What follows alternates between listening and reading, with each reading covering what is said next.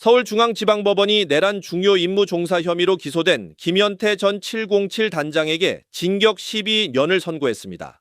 조은석 내란 특검은 김 전 단장에게 징역 18년을 구형했습니다. 재판부는 김 전 단장이 전혀 반성하는 태도를 보이지 않는다면서 김 전 단장을 법정 구속했습니다. 김 전 단장은 국회 유리창을 깨고 내부로 난입해 의원 체포와 의사당 정기 차단 등을 시도한 혐의를 받습니다. 선고에 앞서 특검은 김 전 단장이 최전계 부대원들을 민주주의 참탈의 돌격대로 동원해 부대 명예와 국군의 명예에 참담한 수치를 남겼다고 일갈했습니다. 또한 비상계엄이 정당했다는 취지로 진술하면서 자신의 행동을 정당화하며 반성하지 않았고 수사와 재판 과정에서 방어권을 악용해 사법 시스템을 조롱하기도 했다고 비판했습니다. 그러면서 과거 어느 독재자도 어느 군인도 감히 실행하지 못한 대한민국 헌정사상 유례를 찾을 수 없는 행위를 했다면서 재판부에 선처 없는 엄벌을 요청했습니다.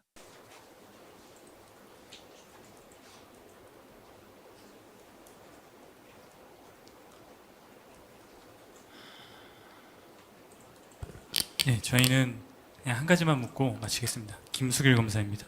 예. 증인께서 테러 상황이 아니다라고 인식했던 시점은 국회에 도착해서 정문으로 갔을 때라고 말씀하셨는데, 네. 최초에 국회에 도착하시자마자 향한 곳은 정문이 아니라 후문이었잖아요. 네. 국회 후문 1층 이제 그쪽이 이제 민원인들이 주로 다니는 통로였는데, 거기서 이제 국회 경비 관련자들이 이제 특전사 요원들이 들어오는 것을 막았을 때, 그때부터 이미 이거 테러 상황은 아니구나라는 인식을 하시진 않았습니까? 아닙니다. 그거는 못했고요. 청문회에서는 봉쇄만 생각했습니다. 봉쇄만 생각했고 영상을 부분적으로 보여주시면서 마치 저희가 못 들어간 것처럼 하시지만 제가 갔을 때는 경비원이 1명인가 있었고 2명이 뛰어나오고 있었고요. 저희는 병력이 30명이 됩니다. 그래서 저희 선임 지역대장하고 한두 명이 들어가서 안쪽 상황을 저희 시킨 건 아니지만 자연스럽게 원래 합니다. 안쪽 상황 확인하기 위해서 들어갔는데 나가는 식으로 해서 나온 것이지 저희가 경비원한테 밀려가지고 나온 건 전혀 아니고요. 그래서 자연스럽게 나왔기 때문에 그 당시 왜 들어갔냐면 그 문이 잠글 수 있는 문이 아니라 자동문이었습니다. 그래서 어떻게 잠그는 걸 확인하기 위한 목적이 있었고요. 그런데 이제 경비원들이 나와서 우리 나가라 해서 나왔고 보니까 자기들이 의자도 들고 안쪽에 맞길래 제가 그럼 잘 됐다. 이게 봉쇄된 거니까 한 개 팀만 남기고 다른 데 옆으로 돌면서 봉쇄하자. 이렇게 이동한 것이지 그때 이게 테러가 아니라고 인식할 수 있는 그런 거 아니었습니다. 그러니까 제 질문의 초점은 안 들어간 거냐 못 들어간 거냐에 맞춰 있는 게 아니라, 그러니까 이 상황이 우리가 예상했던 테러 상황이 아니구나라는 걸 그 무렵부터 인식할 수 있었을 것 같은데, 만약에 테러 상황이 발생했다면 그 국회 경비 관계자들이 군인들을 그렇게 배척할 이유는 없잖아요. 그러니까 말씀드린 대로 제가 텔레그램 방에 남긴 것도 마찬가지고 우리는 이제 707을 보냈기 때문에 이제 테러 상황의 과정에서 이건 제가 지시를 하지 않더라도 모든 부대원들이 자동 인식합니다. 근데 그 테러 상황이라는 게 말씀드린 대로 내부에 어떤 인질극이 있다고 말씀하신 그런 테러라면 당연히 그런 정보가 있다면, 예를 들면 지금 안에 국회 안에 인질 사태가 있으니까 너희 가서 제압해. 이렇게 갔다고 하면 후문에 갔을 때 아닌가 보다 인식했겠지만 저희가 말씀드린 대로 텔레그램에 남긴 대로 이거는 그런 경우일 수도 있고 이미 외부에서 어떤 국회를 테러하기 위한 위협에 대한 첩보, 그런 고급 첩보가 있기 때문에 우리 보냈을 가능성도 있기 때문에 봉쇄를 하고 외부에 들어오는 사람들을 막는 걸 기본적으로 생각한 겁니다. 그렇기 때문에 그런 관점에서 봤을 때 안에 있는 사람들은 알 수 없는 겁니다. 외부에 테러 세력이 올지 안 올지에 대한 거는. 그렇기 때문에 그 부분을 가지고 제가 이건 테러가 아니구나 인식하는 건 전혀 아니고요. 정문에 갔을 때 제가 이건 테러는 아닌 것 같다. 그것도 자의적인 판단을 했던 거지 후문에하고 완전 다른 개념입니다. 네, 그러면 정문에 갔을 때 이건 테러 상황이 아니구나라고 판단했던 근거는 뭐였죠? 일단 사람들이 너무 많았고요. 예. 그래서 제가 말씀드린 대로 자의적인 판단이었다는 겁니다. 네. 제 경험을 바탕으로 이건 내부의 어떤 인질극은 아니다. 그럼 외부에 뭔가 위협이 있어야 되는데 이것도 지금 보니까 아닌 것 같다. 자의적으로 판단한 것이고요. 그래서 제가 봉쇄만 하고 봉쇄하다 보면 추가 지시가 있겠구나, 추가 정보가 오겠구나 이런 인식으로 이제 봉쇄를 하기 위해서 이제 시민들을 밀고 이제 정문을 이제 봉쇄하려고 했던 겁니다. 네, 그 상황을 보고 직관적으로 그런 판단이 들었다는 말씀이신가요? 네. 네, 이상입니다. 제가 몇 가지 물어보겠습니다. 지금 국회 정문에 도착해서야 테러 상황이 아니었다라는 취지로 그때 예, 자의적으로 판단했습니다. 예, 그때 인식하게 되었다는 취지인 것 같은데요. 그럼 왜 국회를 봉쇄하려고 했습니까? 봉쇄는 제 주어진 명시된 임무였습니다. 그 명시된 임무에 대한 목적이 무엇인지에 대해서 생각하지 않았습니까? 자의적으로 뭐 생각을 해볼 수 있지만 우선적으로 주어진 임무이기 때문에 수행하는 과정에서 추가 지시가 올 수도 있다고 생각했고 수행하고 나면 봉쇄한 다음에 어떻게 하라는 지시가 올 거라고 예측했습니다. 예. 국회 내부에 진입하려고 시도를 했는데요. 지금 피고인 입장에서는 봉쇄하려고 한 것이다라는 거잖아요. 정문에서 들어갈 의도는 없었고요. 영상을 보시면 알겠지만 일렬로 벽을 타면서 시민들 결국 국회에 들어갔지 않습니까? 네, 예, 그래서 봉쇄하려고 한 방법 중에 이제 국회에 들어간 것 같은데 예. 봉쇄를 어떤 방법으로 하려고 했던 거예요? 봉쇄라는 거는 최초 계획한 거는 외곽에서 문을 다 잠그는 거였습니다. 예. 근데 정문에서는 이제 사람들을 밀어내고 인원으로 해서 이렇게 바리케이드 치듯이 막으려고 했는데 그게 안 됐기 때문에 안으로 들어가서 정문 안쪽에서 문을 장악하려고 했던 겁니다. 정문을 장악하기 위해서 그러면은 3층으로 가고 4층으로 가고 그랬던 거예요? 네, 그렇습니다. 그럼 내부 인원들은 어떻게 합니까? 거기에 대한 거는 저희 임무가 아닐 수도 있고요. 또 제가 그러면 정문의 문만 봉쇄하면 임무가 끝나는 건가요?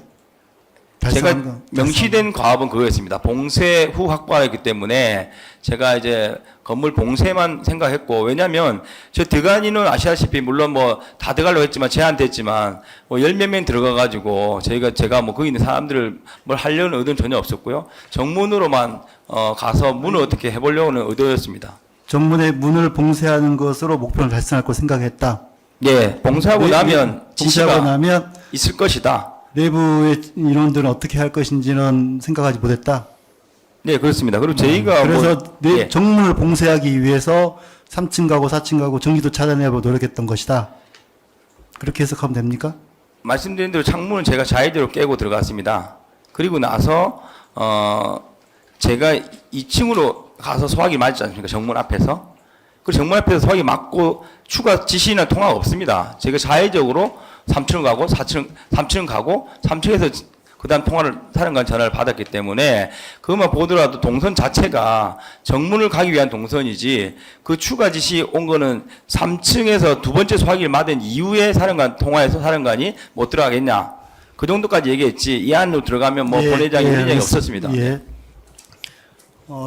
피고인은 지금은 이제 곽정근이 피고인에게 국회에서 국회의원을 끌어내라고 지시한 적이 없다. 네. 하고 있고 있는데 계엄 이후 기자회견을 들어보면 약간은 그런 뉘앙스로 들리기도 해요. 직접적인 그런 표현을 쓰지는 않았는데 150명이 되지 않았으므로 일단 막아봐라. 결국 막으라고 하는 거는 인원을 막으라는 취지로 보이기도 합니다. 네. 그 입장이 바뀐 건가요? 아니면은 제가 해석을 잘못한 건가요? 입장을 바뀐 건 아니고요. 저는 그 헌법재판소 증인 나가기 전까지 많은 국회의원들이 와서 대면 설명하려고 했을 때도 저만 안 갔습니다. 국민의힘 강선영 의원님 전 여단장하고 저를 불렀을 때도 저는 안 갔습니다.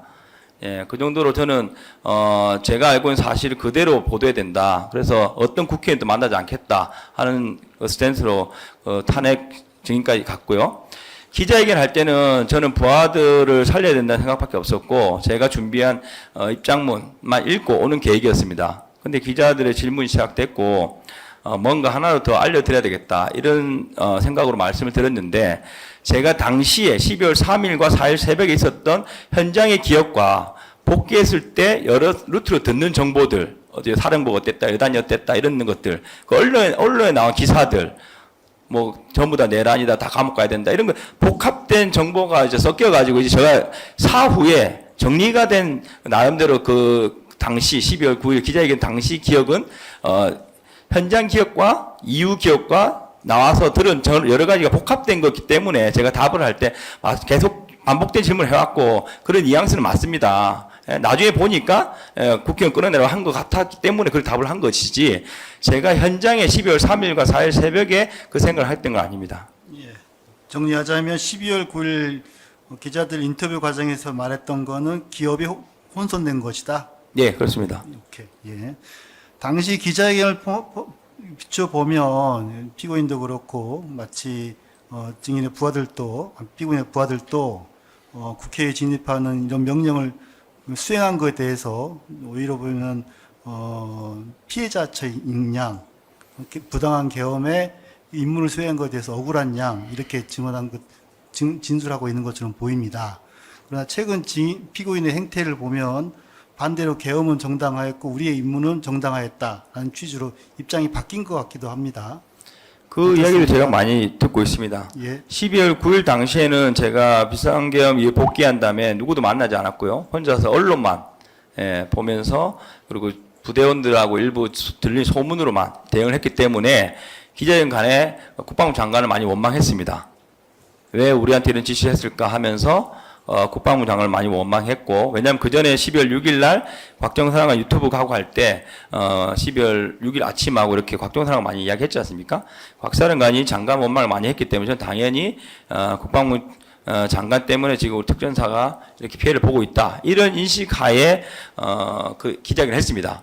근데 그 이후에 이제 국조특위라든지 이후 이제 조사를 받으면서 제가 언론에 나온 게 사실이 아니라는 생각을 했습니다. 언론에서는 어디까지 나왔냐면 제가 윤석열 대통령하고 매일 술을 먹었고 비상계엄을 위해서 골프를 쳤고 그리고 노들섬에 사진 훈련했고 국정원과 백령도에서 비상계엄 관련된 훈련했다 등등, 그리고 전날 부대원들 대기시켰고 혈서를 쓰고 유서를 썼다는 식으로 수없이 많은 사전 준비를 했다는 그 프레임을 씌우기 위한 가짜뉴스가 쏟아졌습니다. 그리고 이제 모든 부대원들을 다 내란으로 다 감옥 간다는 압박이 있었고요. 그렇게 좀 왜곡된 잘 모르는 정보를 가지고 제가 기자회견까지 갔고, 그 이후에 시간이 가면서 많은 거를 이제 스스로 인식하게 됐습니다. 가장 큰 틀은 이제 비상계엄이라는 것은 헌법에 보장된 대통령의 고유 권한입니다. 대통령이 전시 사변 이에 준하는 사태인데, 이에 준하는 사태라는 것은 대통령이 단독으로 충분히 판단할 수 있는 권한입니다. 그렇기 때문에 제가 내란에 대해서 언급하지 않겠습니다. 이 비상계엄 부분은 분명히 대통령의 합법적이다고 저는 생각하고요. 그리고 당시 국군 통수권자와 국방부 장관의 지시를 받은 군인이 만약에 그 지시를 따르지 않는다고 하면 그거는 정상국가가 아니라고 생각합니다. 한 예를 들면요, 미국이 마두로를 체포할 때 델타 포스도 미국 군인들이 6개월 동안 훈련했습니다. 그리고 아시다시피 미국 민주당에서 외국의 대통령을 잡아들이는 불법이라고 했습니다. 그 당시에 미군 군인들이 그걸 몰랐겠습니까? 다 알고 있습니다. 하지만 국가가 지시를 했기 때문에 그 군인들이 묵묵히 따르는 것이고요. 6개월 동안 비밀리에 훈련하면서도 그게 새어나가지 않는 것입니다. 이 군은 국가가 책임지는 것입니다. 군 통수권자와 장관이 지시했음에 불구하고 일어나는 모든 일들은 국가와 그 정부에서 책임지고 보호를 해야 되는 것이지, 저는 그래서 지금 재판받고 있는 모든 군인들은 죄가 없다고 생각하는 이유가 그것입니다. 내란과 별개로 비상계엄 선포에 대한 의견입니다. 물어보고 정리할게요. 지금 피고인의 진술을 보면은 비상계엄은 대통령의 고유 권한이므로 독자적으로 판단할 수 있고, 따라서 비상계엄은 합법적이므로 그에 따른 군인들은 임무를 수행해야 된다, 그거네요. 그렇습니다. 대통령이 어떤 목적으로 비상계엄을 하든 그거는 군인들은 알 바가 아니다. 알 바는 그 뜻은 아니고요. 그 내용은 몰랐지 않습니까, 저희가? 그래서 그거는 그러나 내란으로 지금 상태는 어때요? 지금 현 입장에서는 지금은 우리 이 사건 발생했던 계엄은 정당하다고 판단하는 겁니까? 저는 비상계엄은 정당하다고 판단하고 있습니다. 그래요? 예, 알겠습니다. 이 정도 마치겠습니다. 예.